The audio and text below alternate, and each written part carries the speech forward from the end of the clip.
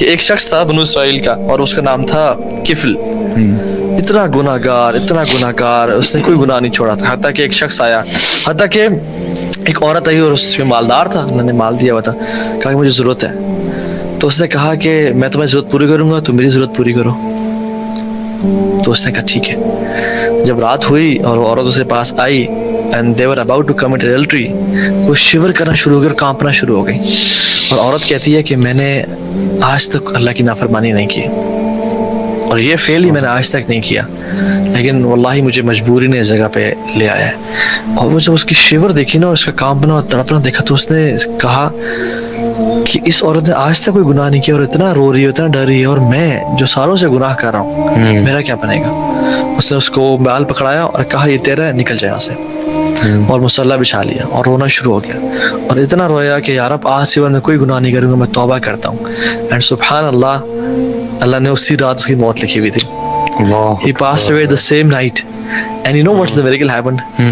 اگلے دن ایک تختی پہ اللہ تعالیٰ نے اس کے دروازے پہ لکھا ہوا تھا قد غفر اللہ الکفل, کہ اللہ نے کفل کو جان لو کہ اللہ نے اس کو معاف کر دیا.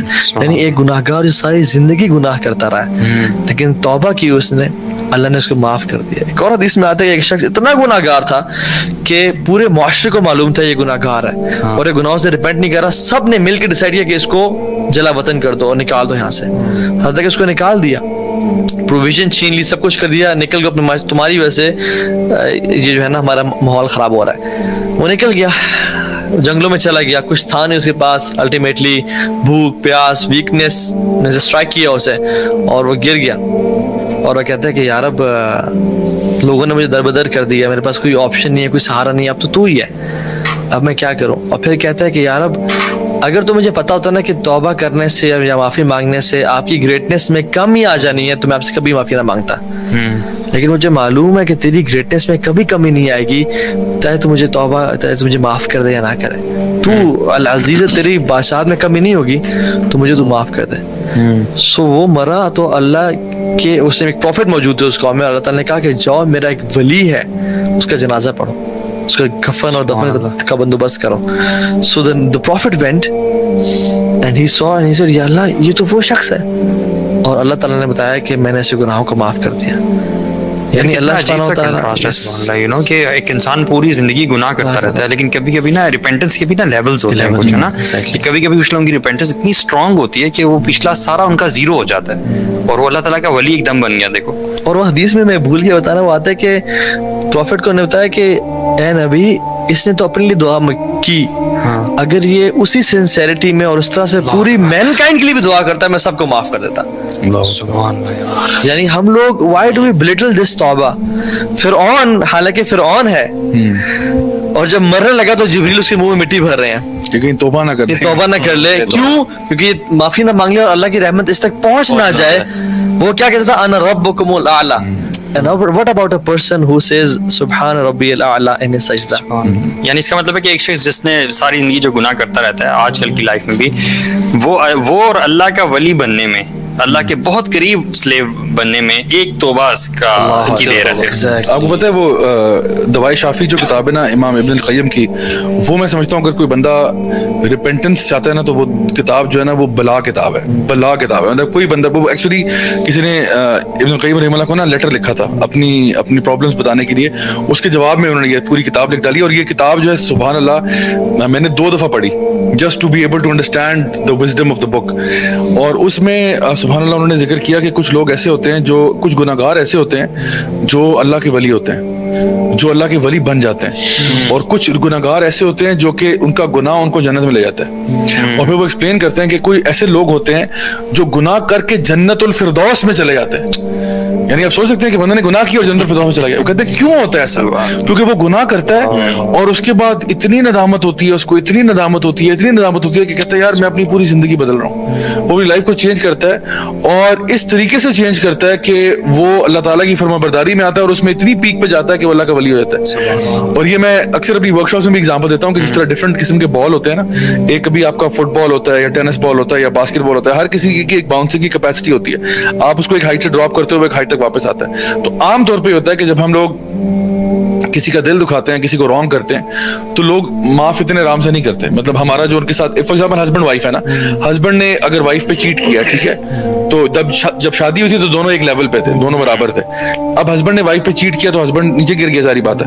اب وہ کہہ رہا ہے ایم سوری, تو وہ اس لیول تک, چلو اگر بیوی نے معاف بھی کر دیا, اول تو وہ معاف نہیں کرے گی, اگر معاف بھی کر دیتی ہے تو پھر بھی وہ اس لیول پہ نہیں واپس آئے گا جہاں پہ وہ پہلے تھا. ابھی بھی اس کے پتا ہوگا کہ بھائی ٹھیک ہے, I don't trust you like I used to before, ٹھیک ہے نا, وہ نیچے رہے گا. ایک بندہ جب اللہ کی نافرمانی کرتا ہے, گناہ کرتا ہے, بڑے بڑے گناہ کرتا ہے, کبیرہ گناہ کرتا ہے, تو وہ بھی اب لیول سے نیچے گر جاتا ہے. حالانکہ اللہ تعالیٰ فرماتے ہیں وَلَقَدْ كَرَّمْنَا بَنِي آدم, بنی آدم کو تو بائی ڈیفالٹ اکرام کیا ہوا تھا, وہ اس نوبلٹی سے گرا ہے. اب وہ کہہ رہا ہے توبہ توبہ توبہ, تو وہ نہ صرف اس لیول پہ واپس آ سکتا ہے, اس سے اوپر بھی جا سکتا ہے. اور یہی ابن القیم رحمہ اللہ فرماتے ہیں کہ کچھ لوگوں کی توبہ اتنی سنسیئر ہوتی ہے, اتنے دل سے وہ توبہ کرتے ہیں, اور اتنی وہ ان کی لائف کو چینج کرنے والی توبہ ہوتی ہے کہ وہ اللہ کے ولی بن جاتے ہیں. اور یہ میں سمجھتا ہوں کہ ہمارے جو بھی ویورز لسنرز ہیں وہ اس چیز کو اپنے ساتھ نتھی کر لیں کہ یار اگر کبھی زندگی میں غلطی ہوئی ہے نا, یار ہم سب گناہ گار ہیں, ہم کون سے کوئی یعنی فرشتے پیدا ہوئے ہیں. ابن جلیل صاحب نے اس ویڈیو میں ہمیں بتایا ہے کہ استغفار پڑھنے سے انسان کی زندگی میں کتنی تبدیلیاں آتی ہیں, اور اللہ تعالیٰ انسان کو کس قدر اس کے گناہ مٹا دیتا ہے, اس کی زندگی کو آسان فرما دیتا ہے. آپ کو کوئی بھی پریشانی ہو, استغفار کو پکڑ لیں اپنی زندگی میں, آپ دیکھیں گے کہ اللہ تعالیٰ استغفار سے اس کی اتنی برکت ہے کہ آپ کی زندگی میں آپ کی مشکلات دور ہو جائیں گی, آپ کے لیے راستے بنتے جائیں گے, آپ کو پتہ بھی نہیں چلے گا کہ آپ کی زندگی میں کتنی آسانیاں آ رہی ہیں.